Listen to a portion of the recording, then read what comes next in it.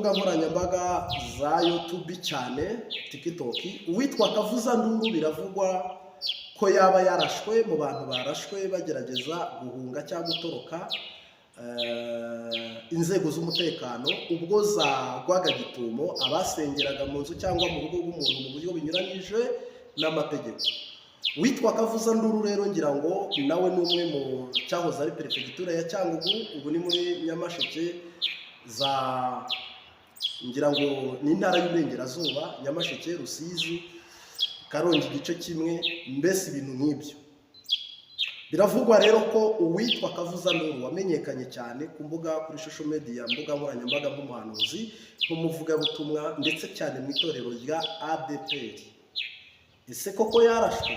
Ese koko ahiwe haba harangiye? Igikorwa cye cy'ivugabutumwa cyaba kirangiriye hano? Nabyutse numva iyi nkuru ku binyamakuru bitandukanye bivugwa ko kandi koko mu itangazo ryasohowe na polisi, umuvugizi wa polisi mu ntara y'Uburengerazuba ndetse na RIB, haravugwa abantu batawe muri yombi barenze umwe, barenze babiri, barenze batatu, barenze bane. Hakavugwa iraswa cyangwa se kurasa. Iyo kombine y'ubwo ruhererekane rero natwe tuyigarutseho iyi Nambirase TV. Wowe udukurikiye ngira ngo uri kubibona, udusuye ari ubwa mbere ukore subscribe cyangwa saboni, link na share, ujye ubasha gukurikira ibiganiro byacu. Nge Neva Marti, nanjye ndi umwe mu bavugabutumwa b'itorero ADPR, ndi umwe mu banyamasengesho, ndi umwe mu bigisha, ndi umwe mu barimu, ngira ngo ndi umwe mu ntumwa international mu Rwanda no hanze y'u Rwanda. Tunabishimira Imana Data n'Umwami Yesu. Ubundi bigenda gute kugira ngo umuntu akorera Imana ariko batahuza na leta, agendane n'umwuka wera ariko leta bere kuvuga rumwe? Ngira ngo rero uhere no mu bitabo bya kera habamo abahanuzi babagaho badahuza n'ingoma ziriho cyangwa n'ubwami buriho cyangwa n'abaperezida bariho. N'ubu biriho, ntabwo ari ubu byaba bibaye, n'ubu bibaho. Uyu rero witwa Kavuzanduru ni umwe mu bantu bagowe cyane no gukorana na guverinoma ya FPR cyangwa se inkotanyi, ubumwe bw'abanyarwanda. Kavuzanduru ni umwe rero mu bavugabutumwa batigeze bahuza n'imikorere imwe n'imwe y'abapasiteri badahwitse. Kandi nibyo, ntabwo ushobora gufata abapasiteri bose bo mu Rwanda ngo babe abapasiteri bamwe banyura inzira imwe. Icyo kintu ntigishoboka rwose, ntigishoboka. Ngira ngo n'abigishwa 12 Yesu kubanyuza inzira imwe byaramugoye ngo babe umwe. Ure kumbwira Kavuzanduru uri umuhanuzi mugenzi wanjye mwene data, kugira ngo umbwire ngo abapasiteri, hari umupasiteri numvise ikiganiro wakoze uravuga ngo yigeze ahagarara mu rusengero aravuga ngo agiye kwigisha umuhutu urimo aziyahure cyangwa yiyahure. Hato umupasiteri ni naka, ni umusitari aha naho i Kigali, muramuzi mwese. Agomba kubaho umupasiteri wanga abatutsi, agomba kubaho umupasiteri wanga abahutu.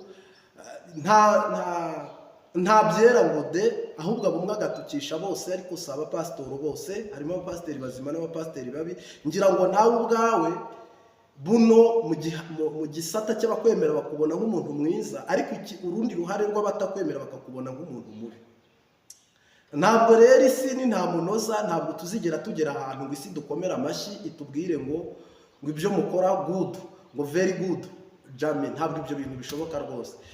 Uyu munsi wa none rero tugarutse, ubundi nanjye nicyo kibazo nari ngarutseho, mu mabwiriza agenga imisengere n'imisengerwe, n'amabwiriza agenga isengero ndetse n'abanyamasengesho n'abakristo mu Rwanda. Itegeko rivuguruye risohotse ryemeza ko abantu bagomba gusengera ahemewe.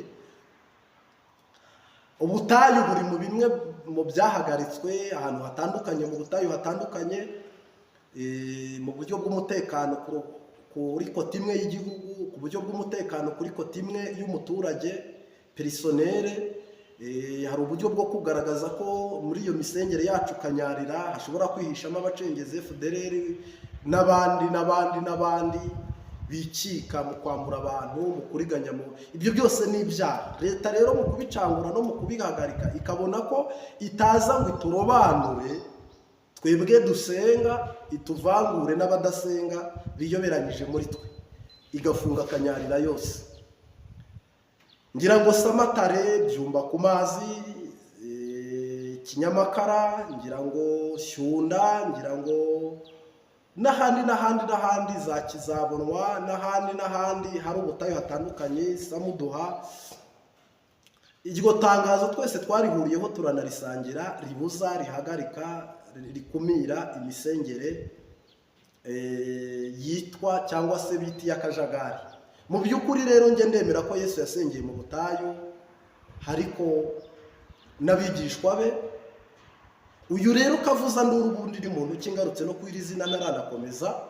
Kavuza Nduru ni umuturage umwe mu Banyarwanda, ariko mu cyahoze ari perefegitura ya Cyangugu, ngira ngo ubu ni Rusizi na Nyamasheke, ni naho iyi erere yabereye, cyangwa se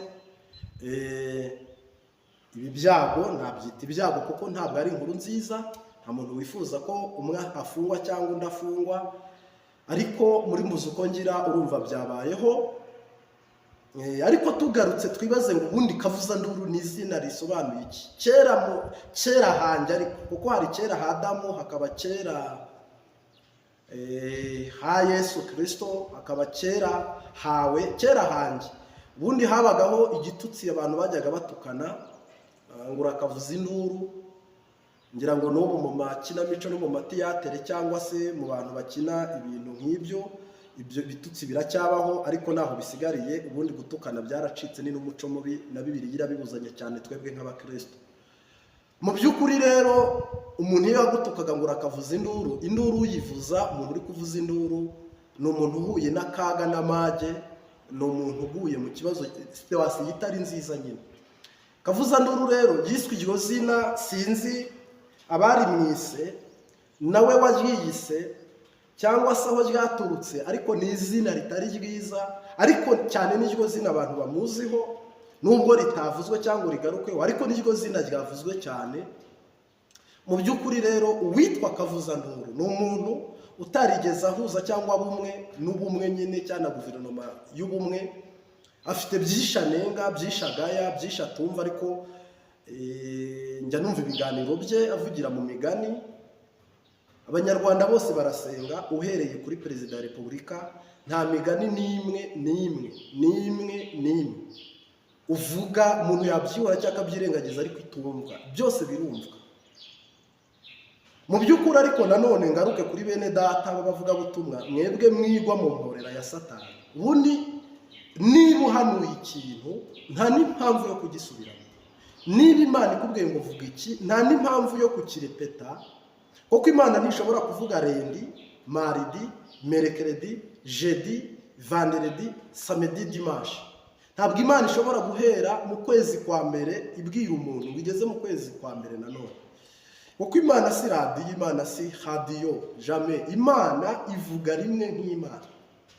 Rero ubutumwa mwe mwashyikirije abo mugomba kubushyikiriza, ubutumwa mwatambukije aho mugomba kubutambutsa, ni mwizere ko ba nyirabwo babwumvise, yenda bagafunga amatwi yo kutabushyira mu bikorwa, bagafunga amaboko yabo yo kutabikora ibyo basabwa n'Imana.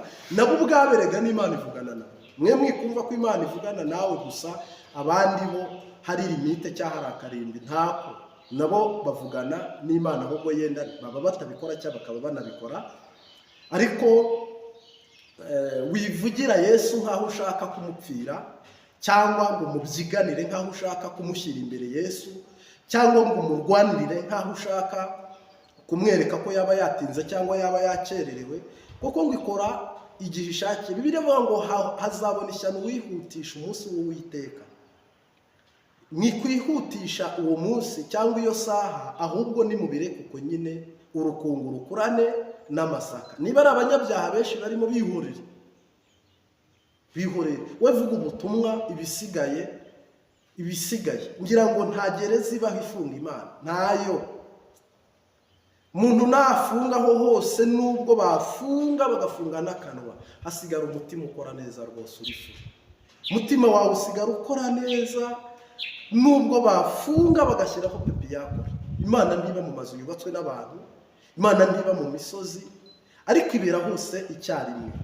Ntabwo Yesu wagiye gusengera mu butayu yari yibeshya cyangwa n'ahandi, ariko turanamushimira mu izina ry'Umunyanazareti. Reka shimire umuntu wese rero udukurikirana kuri Ambirase TV. Ni inkuru y'akababaro, ni inkuru mbi, ni inkuru y'agahinda twumvise tutakihererana, tubyutse natwe tugarukaho. Tubwire umuntu wese uri gukora ibinyuranye n'amategeko,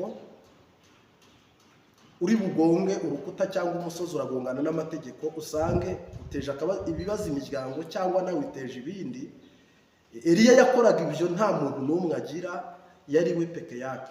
Wowe rero ufite umugore n'abana, nawe ibibazo baragukatiye amezi 6 cyangwa umwaka cyangwa imyaka 2, hajeho itegeko ryo kwigomeka ku gihugu.